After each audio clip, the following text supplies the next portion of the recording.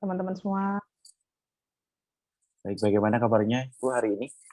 Baik, baik, kabar baik dan sehat. Semoga semua juga baik dan sehat ya. Baik, terima kasih. Dan sebelum kita melakukan sesinya lebih lanjut, izinkan saya untuk memperkenalkan diri terlebih dahulu. Saya Agung Prasetyo dari Fakultas Ilmu Komunikasi dan Bisnis Media Angkatan 2020.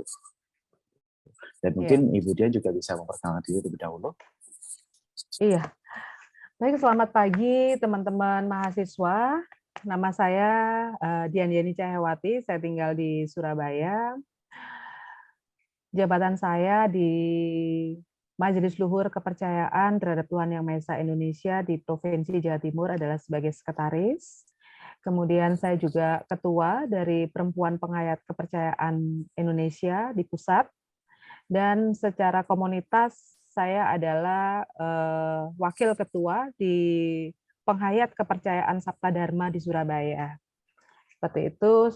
Semoga pagi ini kita bisa berdiskusi banyak dan kawan-kawan mahasiswa bisa bertanya apa saja hal-hal yang mungkin menjadi unek-unek atau hal-hal yang mungkin perlu di-sharing bersama. Saya membuka ruang ini seluas-luasnya untuk teman-teman dan kita diskusinya bisa nggak usah terlalu formal, tapi bisa nyantai, tapi bisa ngeklik ya satu dengan yang lain. Saya kira demikian, Baik, Mas. baik. Jadi kami juga berharap kepada semua mahasiswa yang hadir dan juga mengikuti sesi kelas ini juga bisa interaktif, mungkin bisa menyalakan kamera, nanti bisa menyalakan mic jika dipersilakan atau ingin berbicara. Nanti mungkin bisa saya atur ya Bu Dian, kalau nanti Boleh. hendak bertanya ataupun mau menyatakan sesuatu, bisa raise hand terlebih dahulu dan juga memperkenalkan nama, sekaligus menyalakan kamera agar juga kami dan juga Bu Dian juga tahu kira-kira teman siapa yang sedang bertanya, seperti itu. Ya. Dan mungkin kita langsung saja menuju materi yang akan disampaikan kepada Bu Dian. Ada PPT atau mungkin materinya, Bu? Eh, saya langsung saja boleh? Boleh, boleh, silakan. Boleh ya. Kalau PPT atau ini kemarin belum saya sampaikan ya, karena saya nggak bisa screen sendiri ya. Bisa saya langsung aja ya, Mas ya? Oh ya, silakan. Baik, teman-teman semuanya, saya akan memulai dari pengertian apa itu ya, penghayat kepercayaan terhadap Tuhan Yang Maha Esa. Selama ini kan bangsa kita secara legalitas kenegaraan, aturan-aturan hukumnya, itu sesungguhnya mewadahi seluruh keyakinan berketuhanan dengan landasan Pancasila, yaitu ketuhanan yang Maha Esa, dan pasal 29 ayat 1 dan 2, di mana negara memberikan jaminan kemerdekaan tiap-tiap penduduk untuk memeluk agama dan kepercayaannya masing-masing. Tetapi dalam implementasinya memang ada banyak pembedaan, diskriminasi, dan pemilah-milahan atas nama keyakinan berketuhanan. Nah, kepercayaan terhadap Tuhan Yang Maha Esa itu sendiri adalah bagian dari nilai-nilai spiritual, nilai-nilai berketuhanan, nilai-nilai keyakinan yang dianut bangsa Indonesia jauh sebelum agama-agama yang 6 itu hadir di Indonesia. Ini adalah keyakinan yang bersumber dari nilai-nilai kearifan lokal dan bagaimana keyakinan tersebut diwujudkan dalam perilaku, sikap, tingkah laku yang menjadi tuntunan dan acuan kita untuk bisa saling menyayangi, mengasihi sesama manusia, dan ini dianut oleh bangsa Indonesia yang berakulturasi dengan budaya-budaya setempat, seperti itu. Nah, nilai-nilai penghayat kepercayaan terhadap Tuhan Yang Maha Esa yang disebut penghayat, ini mempunyai asal-usul yang sesungguhnya jauh sebelum agama-agama itu hadir, dan penghayat kepercayaan itu sangat-sangat beragam, sekitar ada 178 organisasi penghayat kepercayaan yang ada di Indonesia, itu yang terdaftar di Kementerian Pendidikan dan Kebudayaan di bawah Direktorat Penghayat Kepercayaan dan Masyarakat Adat. Jadi ada 178 organisasi ini bermacam-macam kawan-kawan. Kalau banyak orang itu lebih mengenal dengan sebutan kejawen ya, dulu itu ya. Tetapi apa namanya, aturan perundang-undangan menyebut kami sebagai penghayat kepercayaan. Misalnya yang bisa saya kasih contoh adalah seperti Parmalim, itu berada di Sumatera Utara. Kemudian ada Sabta Dharma, saya penganut Sabta Dharma, itu ada di Jawa dan di 27 provinsi yang ada di Indonesia. Kemudian ada Sumara, Kapribaden, Sastro Jendro, itu dominasi berada di Surabaya ya. Lalu kalau di Sulawesi Utara itu ada adat Musi, kemudian ada Mapurundo di Sulawesi Barat, ada Merapu di Sumba, kemudian ada perjalanan itu budidaya Sunda Wiwitan itu ada di Jawa Barat. Kemudian Kaharingan itu ada di Kalimantan. Nah, kawan-kawan, di penghayat kepercayaan sendiri sudah sangat beragam. Kita dibedakan dengan cara beribadah yang berbeda, tempat peribadatan kami berbeda, tokoh-tokoh kepercayaannya juga berbeda-beda, dengan bahasa yang berbeda-beda pula. Dan sebarannya memang dari Sabang sampai Merauke ya. Nah, situasi keberagaman ini sendirilah yang sesungguhnya harus kita pahami sebagai kemajemukan Indonesia. Kita memiliki bermacam-macam agama, juga memiliki bermacam-macam kepercayaan. Tetapi penghayat kepercayaan bisa hidup dalam satu rumah besar yang dinaungi oleh lembaga tertingginya, yaitu Majelis Luhur Kepercayaan Terhadap Tuhan Yang Maha Esa Indonesia, yang mewadahi sekitar 178 organisasi. Walaupun kita berbeda di dalam cara beribadah, kemudian tempat dan bahasa, tetapi kita disatukan oleh 3 hal dasar yang inti di dalam keyakinan kami, yaitu Sangkan Paraning Dumadi, kemudian Manunggaling Kawulolan Gusti, kemudian Menghayu-hayu Bagyo Bawono. Saya mungkin sekilas akan berbicara tentang 3 hal itu, bahwa di dalam Sangkan Paraning Dumadi itu manusia belajar untuk bisa mengerti dan memahami siapa dirinya, asal-usul dirinya, kemudian tujuan dari penciptaan seorang manusia itu lahir di dunia, serta mampu nanti ketika meninggal, dia mampu dan bisa kembali kepada Sang Pencipta dengan jalan kesempurnaan. Kemudian Manunggaling Kawulolan Gusti adalah kemenyatuan manusia dengan Sang Pencipta, bagaimana manusia itu menjalani ketaatannya kepada Tuhan yang Maha Kuasa, yang dilalui dengan manembah ya, sebagai wujud dari rasa syukur. Itu Manunggaling Kawulolan Gusti. Lalu inti ajaran yang ketiga adalah Menghayu-hayu Bagyo Bawono adalah bagaimana manusia itu menyatu bersama manusia yang lain, memiliki kewajiban untuk melaksanakan dharma atau tugas suci dalam membangun harmonisasi antar sesama hidup yang dilandasi dengan sikap welas asih dan budi luhur. Juga manusia memiliki kewajiban menjaga alam semesta tempatnya berpijak dan sebagai sumber kehidupan, saya kira. Nah, teman-teman semuanya, tentu saja perjalanan penghayat kepercayaan itu tidak sama seperti agama-agama yang lain yang kemudian mendapatkan tempat dan fasilitas serta legalitas secara regulasi tanpa ada beban dan masalah ya. Perjalanan panjang yang dilalui penghayat kepercayaan itu memang cukup menguras energi kami, karena sebelum tahun 2006 seluruh penghayat kepercayaan itu diwajibkan dan diharuskan memilih salah satu dari 6 agama yang ada di Indonesia. Dan itu juga menjadi bagian yang sangat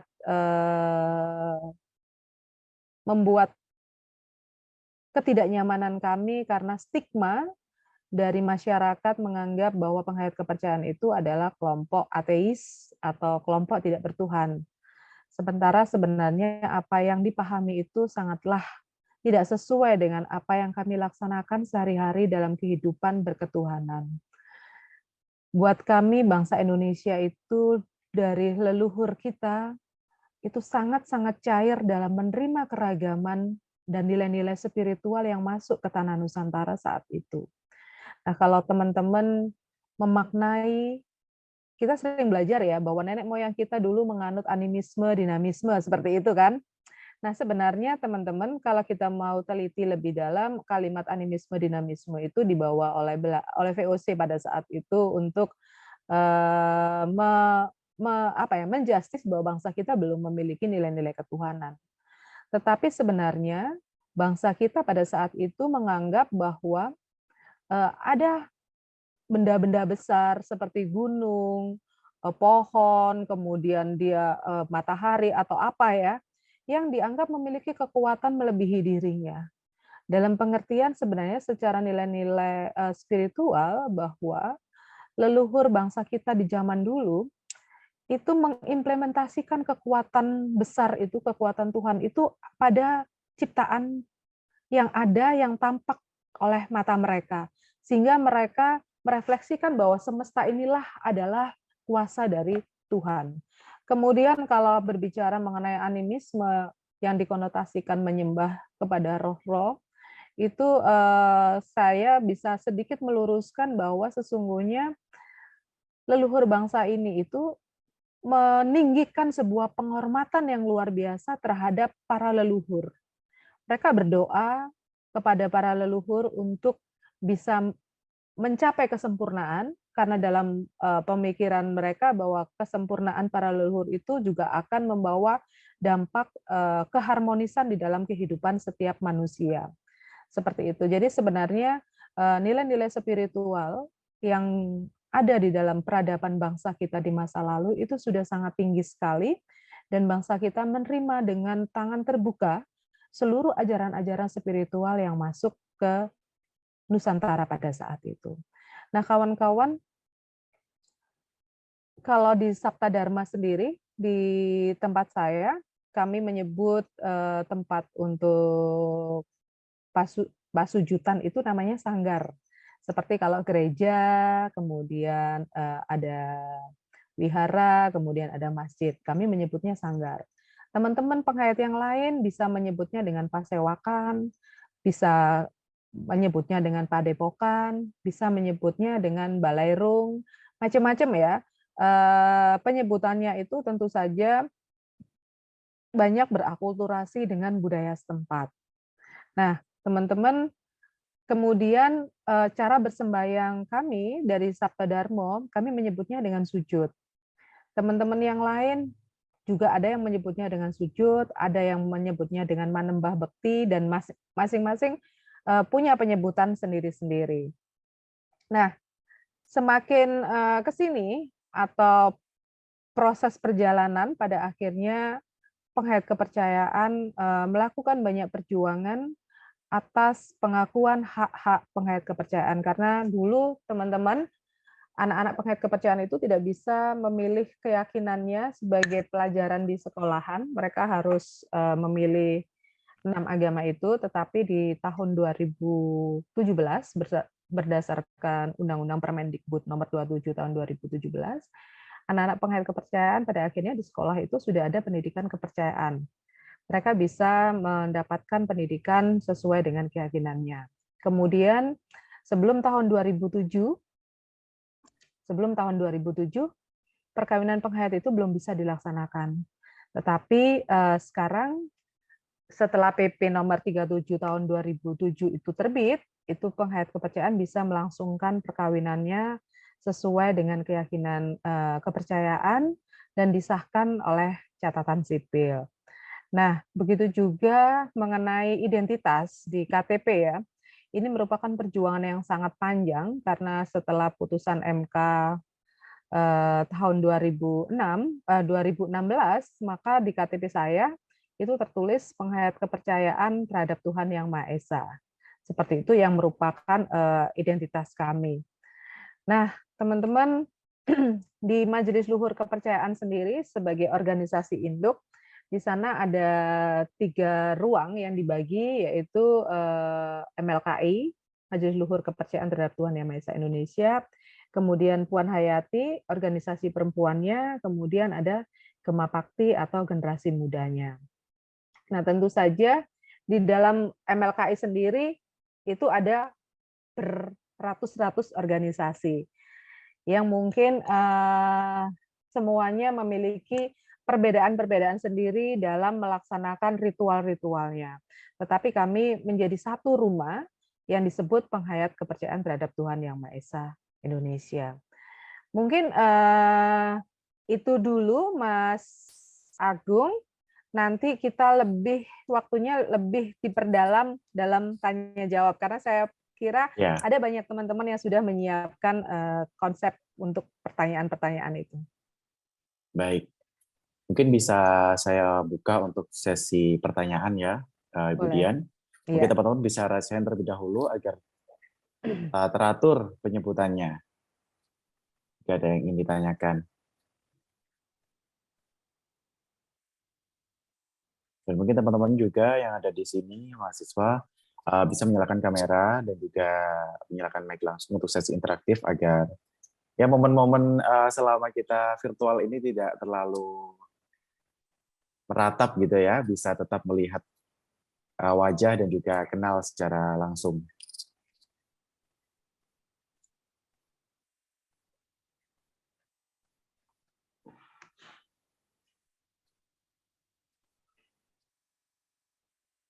Baik, sebelum teman-teman bertanya, mungkin saya ingin bertanya kepada Bu Dian terlebih dahulu ya. Boleh, Kalau silakan. dalam penghayat tadi kan bisa dikatakan sebuah ilmu atau ilmu kepercayaan kejawen gitu ya Bu ya. Ya. Ya, nah itu kalau misal dalam lingkungan masyarakat, apakah hanya di lingkungan tertentu atau bisa membaur dengan masyarakat yang lain? Ataukah kalau jika membaur dengan masyarakat yang lain, misal tinggal di salah satu lingkungan masyarakat yang mungkin menganut agama lain, apakah akan dianggap bagaimana atau mungkin mendapat kecaman seperti itu? Baik. Atau memang harus dikhususkan satu lingkungan atau satu sektor gitu untuk khusus yang beragama tersebut kayak gitu? Begini Mas, jadi sesungguhnya penghayat kepercayaan itu bisa hidup dengan siapa saja ya. Itu karena sesungguhnya nilai-nilai keyakinan itu tidak dibatasi oleh ruang, tempat, dan waktu ya. Kemudian untuk identitas penghayat kepercayaan itu sebagiannya memang masih berakulturasi atau mendua ya. Mereka masih dengan identitas agama, tetapi dalam penghayatannya mereka adalah seorang penghayat kepercayaan. Nah, mengapa demikian? Karena memang ada pembedaan, ada diskriminasi yang masih kuat dan kental ketika kita mengaku sebagai penghayat kepercayaan, terutama stigma dari masyarakat. Sehingga ada banyak penghayat kepercayaan itu yang belum siap mendapatkan tekanan-tekanan seperti itu. Nah, kemudian tempat peribadatan kami, Sanggar, itu juga berada di sekitar warga masyarakat dan itu mendapatkan persetujuan seperti apa yang menjadi aturan dari peraturan bersama menteri ya untuk pendirian tempat peribadatan. Sementara ini di Surabaya memang tidak ada masalah terhadap pendirian sanggar, tetapi memang masih ada kendala di daerah-daerah lain, utamanya seperti di Jawa Barat atau Jawa Tengah yang beberapa tahun yang lalu ada kasus penolakan pendirian sanggar. Dan saya kira penolakan pendirian tempat ibadah atau sanggar itu juga tidak dialami oleh penghayat kepercayaan saja, tetapi juga ini menjadi masalah kita bersama ketika ada gereja, ketika ada kelenteng yang kemudian ini ditolak oleh warga. Jadi kehidupan kita ya kehidupan yang biasa, normal seperti warga masyarakat yang lain. Walaupun sebagian mereka berani menunjukkan identitas dirinya sebagai seorang penghayat, tetapi sebagian lagi mungkin juga masih bermasalah dengan ketakutannya nanti dipinggirkan atau dikucilkan seperti itu. Oh ya, untuk PPT apa bisa saya share ke grup ya, Mas, untuk bisa nanti disampaikan ke kawan-kawan? Oh, boleh. Untuk saat gitu. ini ada kendala untuk melakukan share screen mungkin, Bu Dian? Iya, saya nggak bisa ini untuk melakukan itu. Gitu.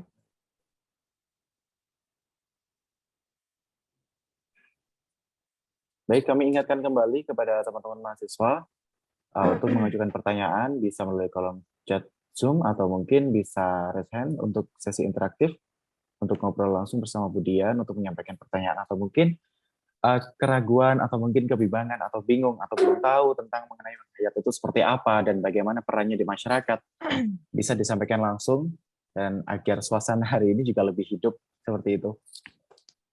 Iya. Silakan Mas-mas, Mbak-mbak, mungkin ada hal-hal yang mau ditanyakan. Ini penghayat nih selama ini kok nggak pernah dengar suaranya, nggak pernah dengar kegiatannya, nggak pernah ini. Mungkin ada hal-hal yang sangat apa ya? Kalaupun itu ada pertanyaan yang mungkin ekstrim, tidak masalah. Iya. Kalau saya sendiri malah baru dengar istilah penghayat itu baru ini, kemudian Oh gitu jadi ya. masih baru tahu iya. Kalau istilah-istilah lain dalam Jawa, saya sendiri juga orang Jawa, kayak Manembah Bekti, terus juga beberapa istilah-istilah lain itu saya sempat familiar dengan hal tersebut gitu karena memang saya juga tinggal di lingkungan Jawa dan saya dulu juga pernah menjadi seorang penari yang ikut dalam beberapa acara keraton dan itu memang saya mengesampingkan agama, diminta untuk mengesampingkan agama terlebih dahulu. Jadi memang tujuannya memang tujuan untuk istilahnya mengikhlaskan tubuh saya untuk bisa beribadah, menari di atas keraton seperti itu. Dan memang Oh, itu menjadi hal iya. atau pengalaman baru bagi saya karena memang jadi kalau dulu saya sebelum mengikuti pentas nari itu di keraton, memang beberapa hari sebelumnya saya sudah berada di keraton untuk melakukan beberapa ritual. Dan itu saya Iya. diminta untuk mengesampingkan terlebih dahulu kepercayaan agama saya sebagai seorang muslim untuk mengikuti beberapa ritual dan juga beberapa agenda-agenda sebelum acaranya dimulai seperti itu. Jadi selama 3 hari saya dipingit di keraton, saya mengikuti beberapa acara dan juga seperti tadi yang Ibu jelaskan beribadah menembak bukti ke beberapa tempat, ke Padepokan, ke Keraton, Alit dan beberapa tempat lainnya seperti itu. Dan ya memang kalau misalnya dihadapkan dengan agama saya mungkin ya sedikit cross atau bentrok seperti itu. Namun memang saat itu saya diminta untuk tetap istilahnya satu tujuan untuk tujuan kebaikan, tidak perlu memikirkan hal yang lain seperti itu. Nah itu kalau menurut Budian bagaimana? Apakah memang kalau untuk penghayat sendiri memang tujuannya hanya satu untuk kebaikan atau satu untuk kerahayuan seperti itu? Ya, Mas Agung, terima kasih. Jadi kalau di tempat kami, di penghayat kepercayaan, memang pure benar-benar itu adalah ajaran nilai-nilai ketuhanan yang mengatur tentang sikap, perilaku, kemudian cara-cara menembah kita kepada Tuhan. Bahwa di penghayat kepercayaan kan saya sampaikan tadi ada beragam ya, tapi saya akan berbicara spesifik tentang Sabta Dharma karena itu yang menjadi keyakinan saya. Di Sabta Dharma sendiri, seperti ritual sesaji, seperti ritual mandi kayak banyak ya teman-teman yang memahami bahwa penghayat kepercayaan itu pakai kumkum di sungai seperti itu tidak ada. Karena di Sabta Dharma kami benar-benar dilarang untuk melakukan hal-hal selain bersembah sujud kepada Tuhan Yang Maha Esa. Nah, Mas, kalau mungkin saya bisa minta tolong ya, tadi sudah saya share di grup karena saya nggak bisa screen ya, untuk share screen ya. Itu ada foto-foto di situ cara menembah kami sujud.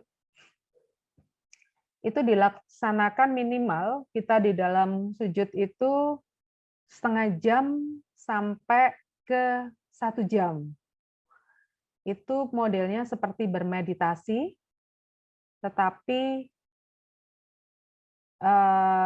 ada kalimat yang kami ucapkan, nah seperti itu. Itu kalau laki-laki mereka duduknya bersila, ya. Kalau yang perempuan kita duduknya timpuh, tetap bersendakep, tetapi mereka kakinya duduk bertimpuh ya. Saya nggak kasih contoh ya yang perempuan ya, itu banyak laki-laki. Nah, itu bisa dilakukan setiap hari di waktu-waktu senggang. Nah, ini anak-anak Sabta Dharma, mereka belajar untuk sujud juga di sanggar. Dan kami tidak dibatasi harus jam-jam sekian, tidak. Itu bisa dilaksanakan kapan saja setiap waktu kita memungkinkan untuk sujud. Dan menjadi sebuah kewajiban dan keharusan minimal di dalam satu hari itu kita melaksanakan manembah bakti atau sujud itu sekali. Seperti itu. Dan di setiap tahunnya kami ada upaya pembersihan diri yang dinamakan dengan sujud pengalian itu yang dilaksanakan selama 12 hari. Mungkin kalau kawan-kawan yang lain mengistilahkannya dengan ada yang puasa Ramadan seperti itu ya. Tapi di tempat kami adalah lebih kepada melaksanakan sujud dengan mengekang seluruh hawa nafsu, tidak boleh marah, tidak boleh berpikiran buruk, kemudian pokoknya segala hal selama 12 hari itu kita melakukan pembersihan dengan mengendalikan seluruh hawa nafsu, mengurangi seluruh kesenangan-kesenangan kita, tetapi kita tidak diwajibkan untuk puasa. Puasanya adalah puasa untuk selalu bersikap baik dan mengurangi hal-hal yang tidak baik. Gitu.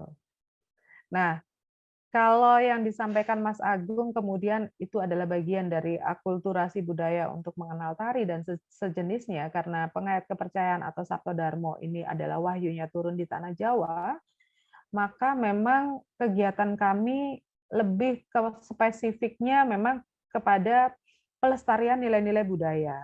Ada menari, kemudian ada menembang, kemudian ada mempelajari tulisan aksara Jawa seperti itu. Karena di awal sujud biasanya memang kami diiringi dengan tembang-tembang Jawa. Seperti itu, Mas Agung. Izin saya bertanya, untuk tadi kan sebelum melakukan sujud itu dilakukan satu hari satu kali dengan waktu yang tidak ditentukan gitu, dan memang Ya, apakah kesiapannya itu misalnya memang sebelum sujud itu harus mengosongkan hati atau mengosongkan pikiran seperti itu atau betul, bagaimana? betul. Jadi di penghayat itu atau di Sabto Darmo itu basic dasar di dalam sujud adalah kita mengosongkan pikiran atau menolkan nol ya. Benar-benar kita menghilangkan seluruh pikiran, gagasan dan angan-angan. Jadi itu yang membuat kita lemah gitu. Karena tanpa kita bisa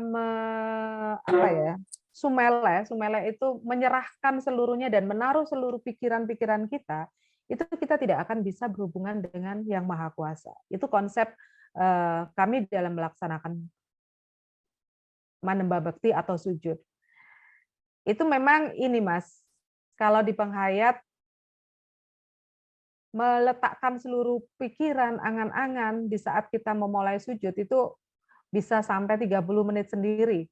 Kita melakukan konsentrasi seperti itu dengan mengolah nafas. Jadi ada teknik dan cara-cara kita untuk bagaimana kemudian kita bisa nol dengan mengolah nafas ya. Kemudian kalau sudah seperti itu, kita akan mencapai ketenangan yang benar-benar tenang, sehingga sujud itu mampu setelah selesainya itu bisa membawa kedamaian di dalam hati kita. Jadi kalau saya mengumpamakan bahwa sujud itu selain kita menyembah kepada Tuhan, itu juga bagian dari refreshing ya pada otak kita yang sudah setiap hari itu kita dipenuhi dengan segala pikiran, dengan masalah, tetapi pada saat sujud kita memang diupayakan dan diusahakan untuk rileks dan menaruh semua beban itu tanpa kita berpikir apapun dan kita hanya berpikir bahwa kita sedang menembah kepada Tuhan.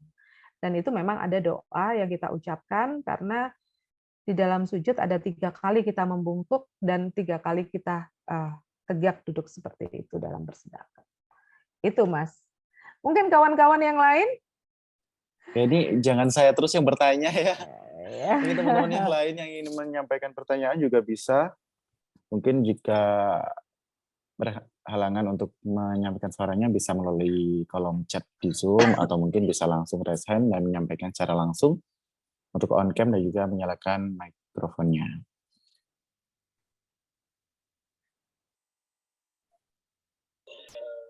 Eh, Ini ya, Halo, silakan. selamat pagi Bu. Selamat pagi. Ya, saya Darius Kanadi dari jurusan Informatika angkatan 2020. Iya, Saya ingin bertanya Bu, mengenai silakan. sujud ini sih Bu. Mungkin saya lebih spesifiknya ke ibadah ini Bu. Ini Ya. dilakukan secara bersama, bisa maksud saya begini, secara jemaah ada imamnya atau mereka melakukan secara sendiri-sendiri, dengan melakukan secara sendiri-sendiri individu begitu, cuma barengan gitu. Ya, jadi yang namanya sujud itu bisa dilakukan sendiri di rumah, dan kalau yang berbanyak ini itu dilakukan di sanggar atau di rumah tempat peribadatan ya, yang namanya sanggar ya. Dan ketika dilakukan di sanggar itu tidak ada kayak kalau di Islam kan ada tuh imamnya seperti itu. Ini tidak ada. Tetapi ketika mereka pertama kali masuk menjadi Sabta Dharma, atau ketika pertama kali mereka melaksanakan sujud atau menjadi warga baru, itu memang akan dituntuni oleh seorang tuntunan. Jadi pimpinan tertinggi spiritual di Sabta Dharma itu namanya tuntunan. Dia akan membimbing sujud pertama, didampingi tuntunan, kemudian kalimatnya itu disuruh menirukan. Seperti itu. Nah, setelah mungkin kalau di Islam kayak syahadat begitu ya pertama kali. Nah, untuk selanjutnya itu bisa dilaksanakan sendiri. Jadi penghayat kepercayaan itu seperti saya mau nggak ke sanggar misalnya ya, saya nggak bisa ke sanggar karena ada suatu kegiatan yang mungkin nggak bisa kumpul dengan teman-teman yang lain. Saya melakukan sujud itu di rumah sendiri-sendiri dengan pakaian yang sopan dan rapi, kemudian kami tidak ada kayak ritual berwudu atau membersihkan diri dengan air, tidak ada. Dan kami cukup dengan menggunakan alas kain putih itu selebar 1 x 1 meter, udah digelar begitu saja, kemudian duduk di atas dan melakukan pasujudan dengan konsentrasi dan pengolahan nafas ya tentunya. Seperti itu, Mas. Dan yang ramai seperti ini di sanggar ini juga tidak ada apa namanya kayak imamnya atau yang nuntuni ya. Mereka sujud sendiri-sendiri, memulainya bersama-sama, bisa selesainya berbeda-beda, gitu. Dan bungkuknya apa itu tidak perlu bersama-sama karena kita sujud itu menggunakan rasa yang ada di dalam seluruh tubuh kita. Jadi kapan mereka membungkuk, kapan mereka mengucap, itu ada getaran rasa di dalam setiap orang yang berbeda-beda. Jadi selesainya mungkin ada yang 30 menit selesai, ada yang 45 menit selesai, bahkan ada yang 1 jam, bahkan 1 jam lebih, itu mereka baru selesai. Karena setiap orang dalam mencapai titik nol atau ketenangan itu bisa berbeda-beda. Seperti itu. Mas ya Bu, melanjutkan pertanyaan tadi Bu. Boleh. Eh, Kan tadi ketika pertama masuk ya kalau di Islam kan syahadat, terus di sini kan dituntun lah. Nah terus Mm-mm. adakah buku panduan atau semacamnya atau kitab atau semacamnya itu sebagai panutannya Bu?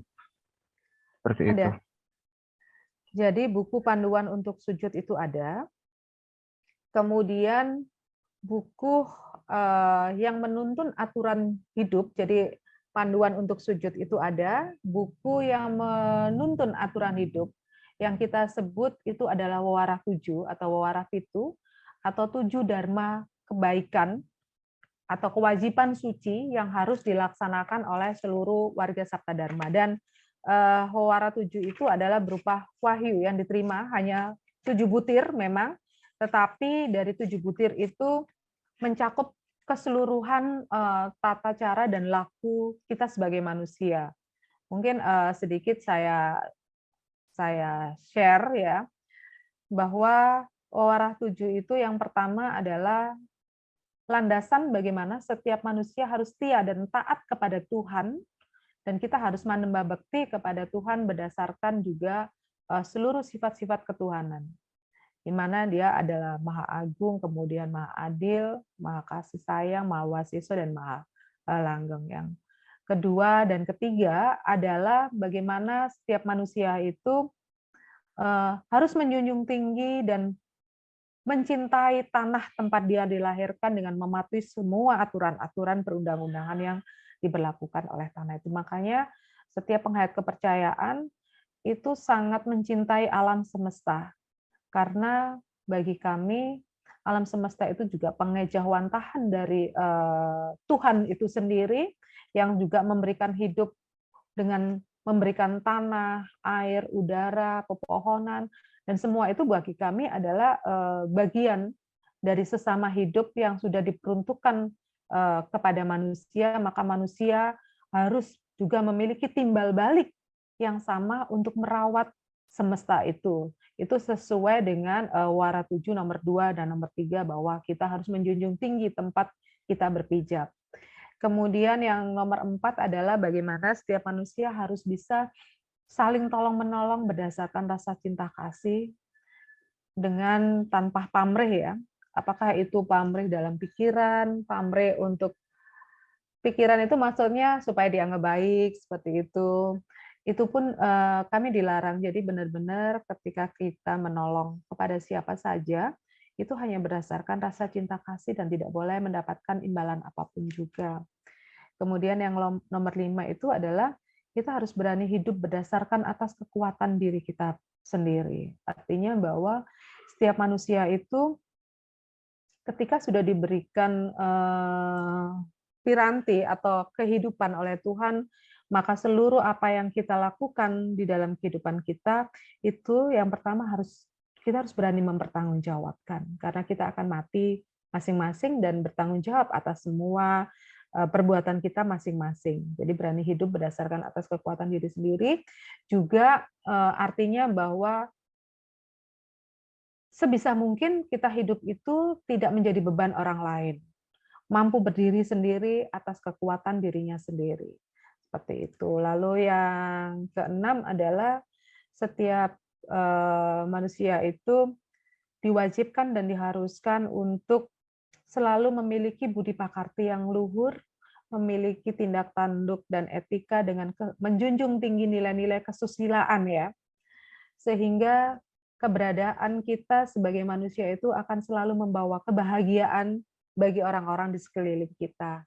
Lebih kepada mungkin kalau saya bisa meringkasnya adalah mampu menjadi teladan dan pencerah bagi sekeliling kita, dari diri kita, kemudian keluarga kita, masyarakat kita, sampai kepada ruang yang lebih luas lagi. Nah, dan yang terakhir adalah kita yakin bahwa seluruh kehidupan itu selalu berubah-ubah, sehingga setiap manusia harus bisa memiliki landasan keikhlasan atas seluruh perubahan di dalam kehidupan itu. Apakah itu mendapatkan kebahagiaan ataupun mendapatkan kesedihan, kita sudah harus siap dan bisa menerima itu dengan seluruh pemahaman bahwa hidup itu anyokro manggilingan, dan menerimanya itu dengan tulus ikhlas dan tetap berlandaskan dan menyandarkan seluruh perubahan kehidupan itu kepada Tuhan Yang Maha Esa. Seperti itu, Mas. Jadi memang ada 7 butir di dalam ajaran kami yang itu menjadi pedoman kehidupan kami, dan bagaimana sujud itu dilaksanakan itu juga ada pedomannya. Ada bukunya. Kalau kita ngomong kitab, jadi kitab itu buat kami adalah wahyu inti ya. Kemudian itu dijelaskan dan dibeberkan. Nah, ini adalah buku yang menjadi pegangan kami yang isinya adalah ajaran sujud, kemudian ajaran Warah 7, kemudian ada simbol pribadi manusia, yang di mana di simbol pribadi manusia itu yang ini kan ada simbol nih. Ini menjelaskan tentang sikap, kemudian asal-usul manusia yang digambarkan lewat simbol yang diterima pada saat turunnya wahyu tersebut. Saya kira begitu. Ya, Bu. Terima kasih, Bu. Iya, sama-sama. Ini di chat ada yang tanya ya? Belum di-unmute, Mas Agung.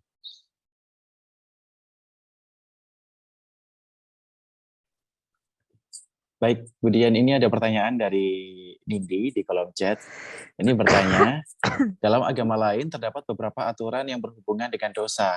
Apakah di dalam penganut kepercayaan terdapat aturan tentang dosa, dan kemudian apakah terdapat hukuman atau semacamnya?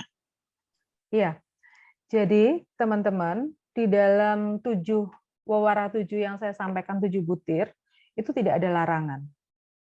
Tetapi ada kewajiban yang harus dilaksanakan. Artinya kalau misalnya di situ kita harus menjunjung tinggi nilai-nilai kesusilaan ya.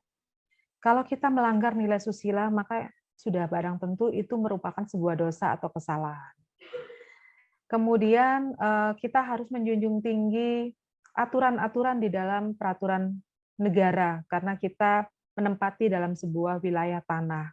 Apabila kita melanggar dari aturan-aturan negara, itu sudah barang tentu kita juga melanggar aturan di dalam keyakinan dan ajaran yang kita hayati. Apakah ada dosa? Dosa itu pasti, tapi kita menyebutnya tidak dengan dosa, kita menyebutnya dengan kesalahan. Nah, apakah ada hukumannya? Bagi penghayat kepercayaan Sabta Dharma, hukuman itu ada dua. Yang satu adalah hukuman rasa, karena setiap orang berbuat kesalahan, itu selalu dan pasti kita akan merasakan rasa yang tidak nyaman. Satu itu, ketika kita hidup, hukuman itu sudah diberikan sebenarnya oleh Tuhan. Kita merasa gelisah, kita merasa bersalah, kita merasa nggak enak, itu hukuman rasa. Yang kedua adalah hukuman itu juga bisa terhadap kesulitan-kesulitan hidup saat kita di dunia. Misalnya seperti ini. Pernah saya di dalam sebuah proses ya, waktu itu saya masih muda, saya mendapatkan uang dari seorang teman yang saya kira mungkin uang itu saya juga tahu ada ketidakjujuran dalam mendapatkan bisnis seperti itu ya. Nah, teman-teman, sebenarnya tidak besar nilainya, tetapi di dalam hati ketika saya menerima, itu saya sudah merasa bahwa ada hal yang tidak benar dari uang yang saya terima ini. Nah, begitu saya pulang ke rumah, teman-teman, itu secara di luar nalar ya, anak saya yang pertama itu dia menari-nari gitu kan. Kemudian dia jatuh terantuk sampai kepalanya itu bocor. Seperti itu. Otomatis kan kita bawa ke rumah sakit, teman-teman. Karena harus dijahit, harus opnam ya. Nah, ternyata uang yang kesisipan itu sekian juta itu habis untuk mengobatkan anak saya. Dan itu kita langsung refleksi bahwa ini adalah hukuman kontan yang diberikan Tuhan atas kesalahan yang sudah kita lakukan. Dan kita harus bersujud dan bertobat untuk tidak mengulangi kesalahan itu lagi. Jadi di tempat kami, hukuman itu ada dua. Hukuman saat kita hidup, kita langsung mendapatkan ngunduh woing pakarti atau mendapatkan hasil dari perbuatan kita, berubah hukuman rasa yang tidak nyaman, kesedihan, dan segalanya, dan berubah masalah-masalah dalam hidup.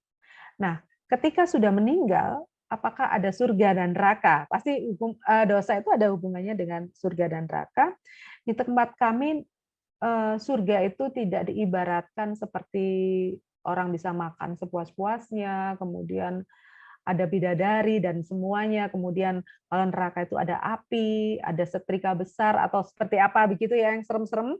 Tetapi surga di tempat kami adalah ketika roh suci manusia itu bisa menyatu dengan sinar Tuhan yang Maha Kuasa.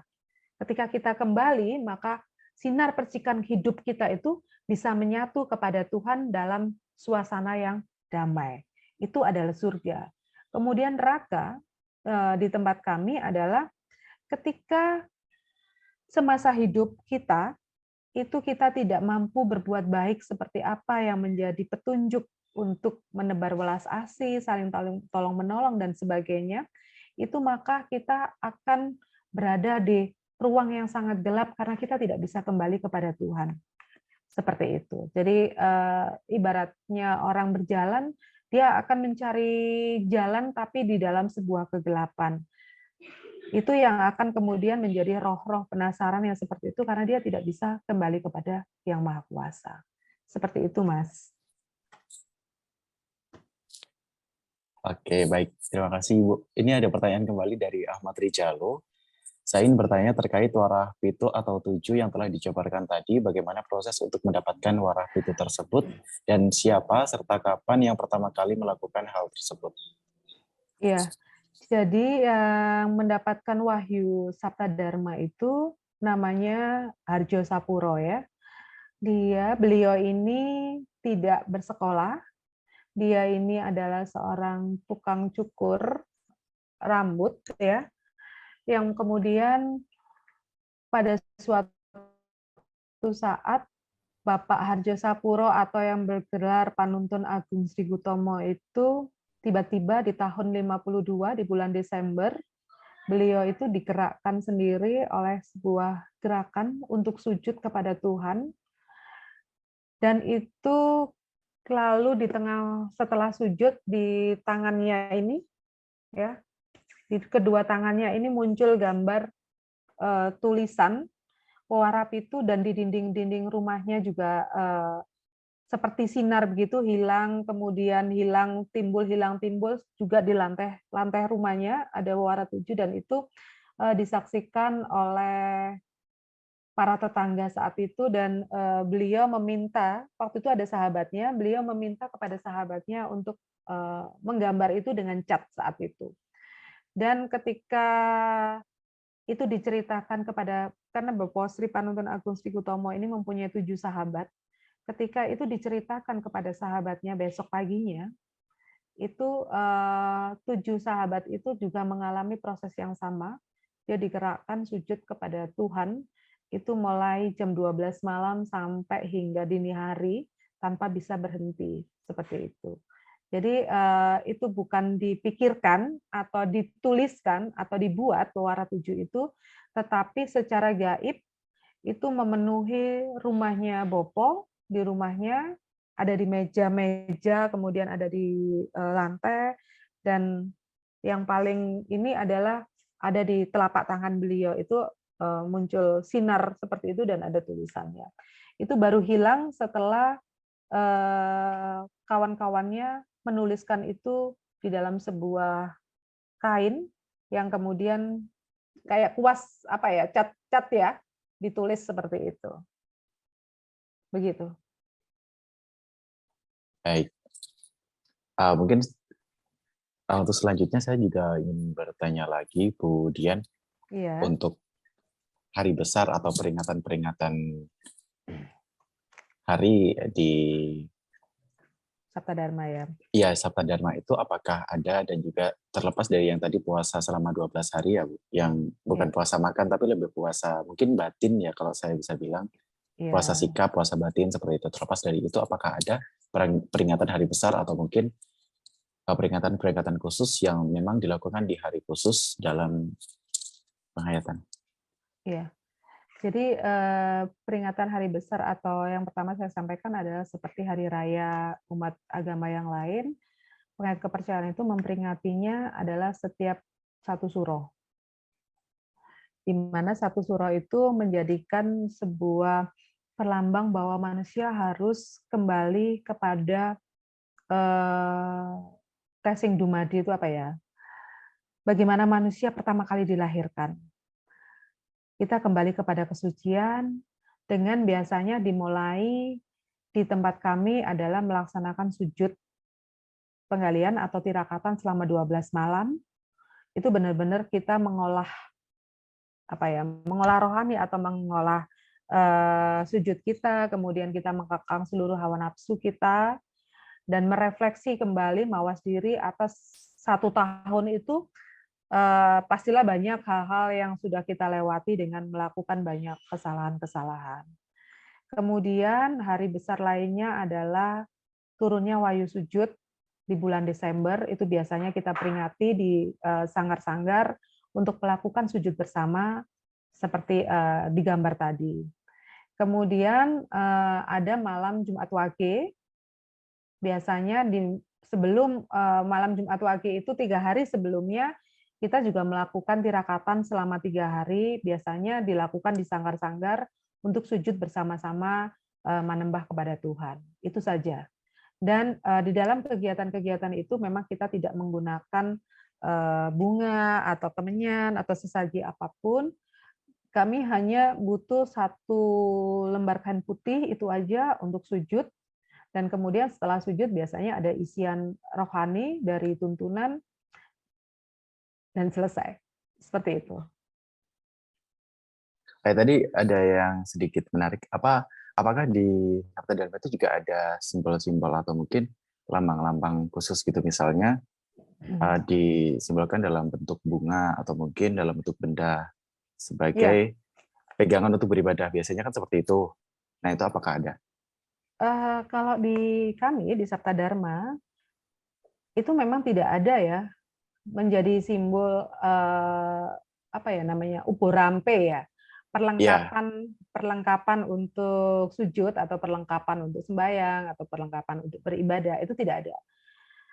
Jadi kami hanya menggelar kain itu tadi 1 kali 1 meter untuk alas tempat kita duduk.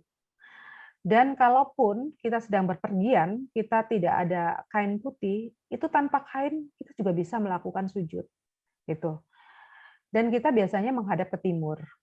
Kalaupun kita tidak tahu arah, maka menghadap kemana saja itu tidak masalah. Karena Tuhan itu tidak hanya ada di timur, tapi Tuhan ada di mana-mana.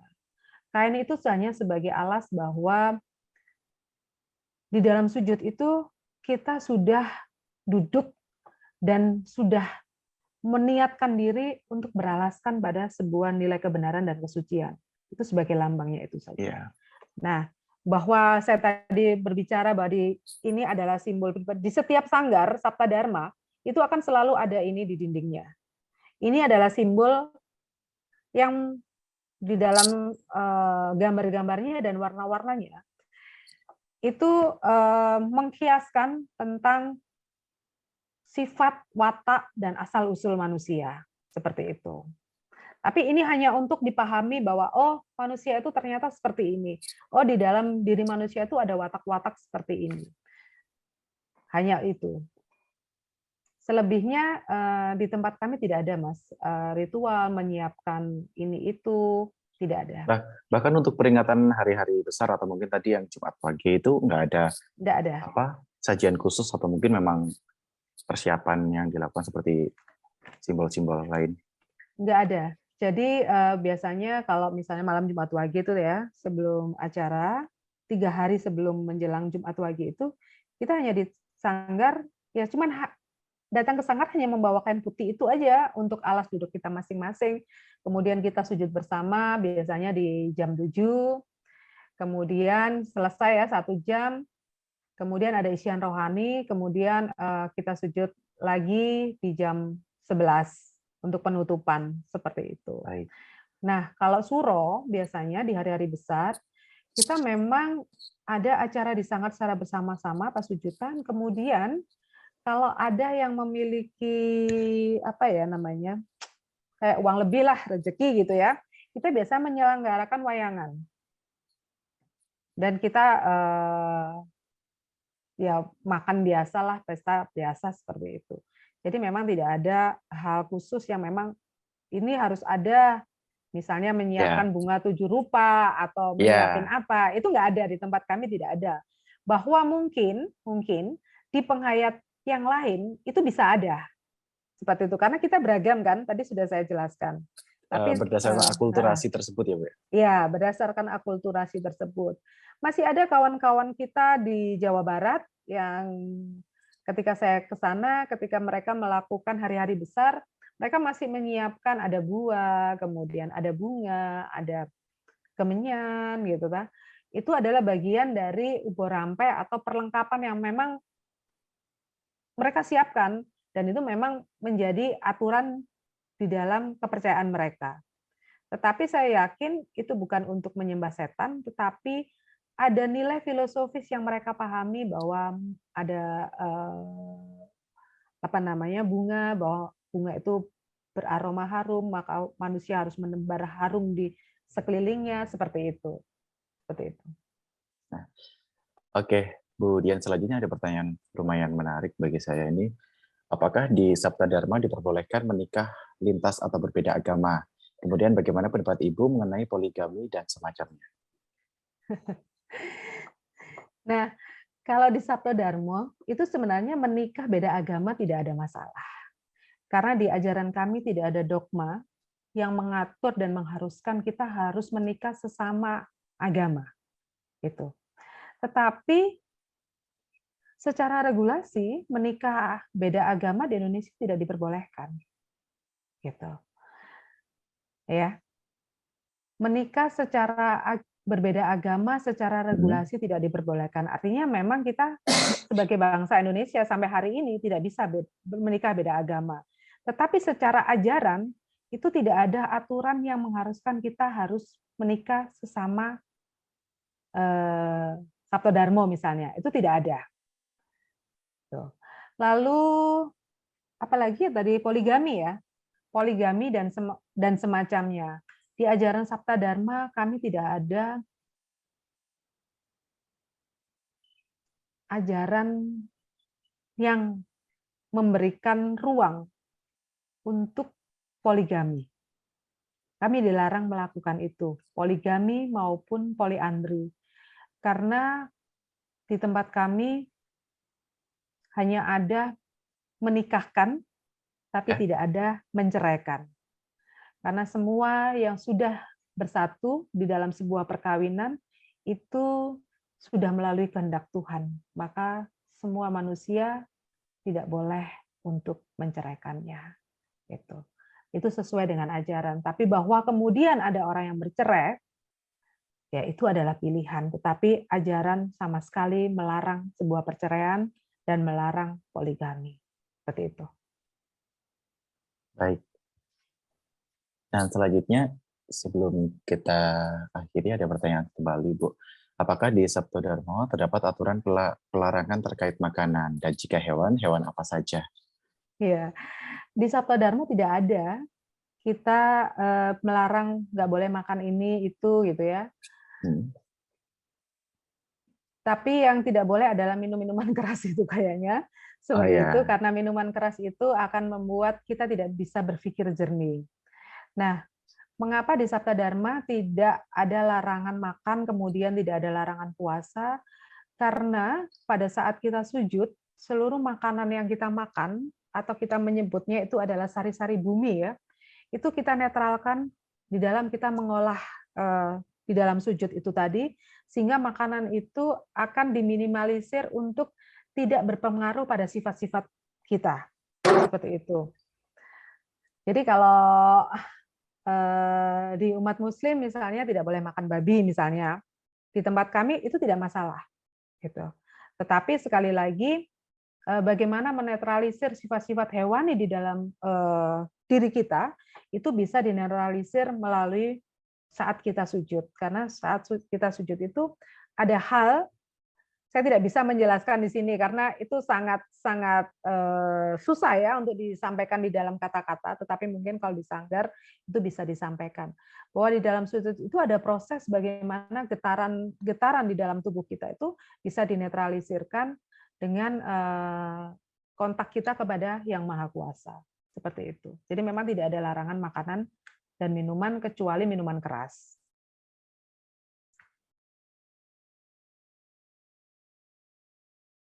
Baik, mungkin terakhir dari Bu Dian ada closing statement mungkin buat teman-teman dan juga mahasiswa di sini sebelum kita akhiri sesi kita hari ini. Iya. Yang pertama saya mengucapkan terima kasih kepada Universitas Ciputra yang saya kira ini mungkin yang ketiga kalinya saya hadir bersama teman-teman mahasiswa semuanya.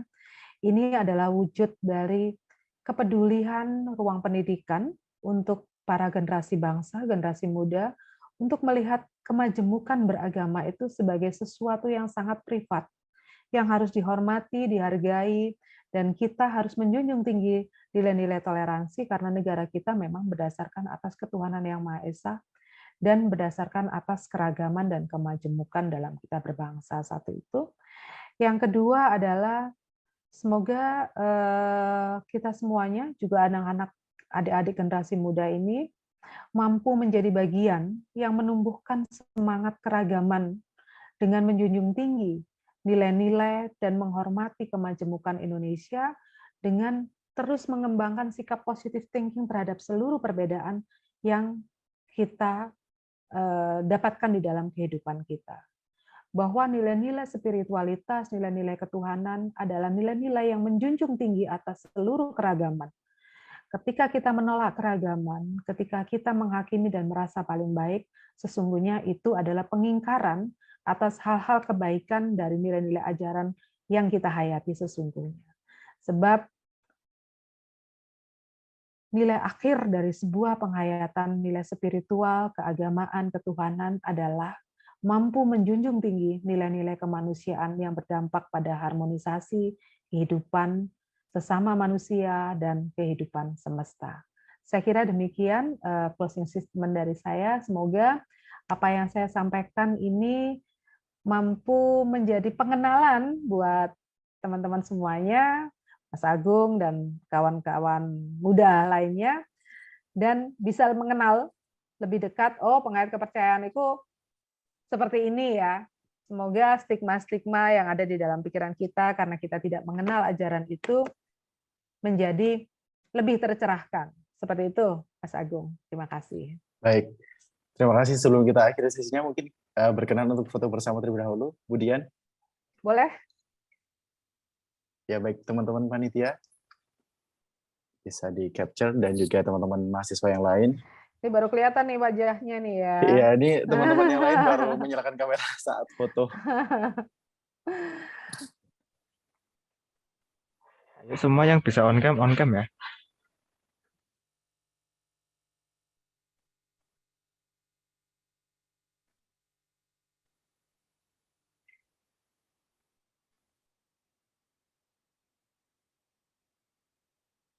Oke, aku screenshot 1, 2, 3. Terima kasih. Terima kasih. Baik, buat teman-teman mahasiswa untuk akhir sesinya bisa langsung leave meeting, tidak usah kembali ke main room ya. Begitu juga dengan Bu Dian mungkin. Iya, mohon maaf juga apabila di dalam penyampaian saya ada hal yang kurang berkenan atau ada kalimat-kalimat yang mungkin tidak nyaman, saya mohon maaf yang sebesar-besarnya. Baik, terima kasih banyak Bu Dian atas informasi dan juga ilmunya pagi hari ini. Semoga sehat selalu. Iya, amin, amin. Sampai jumpa.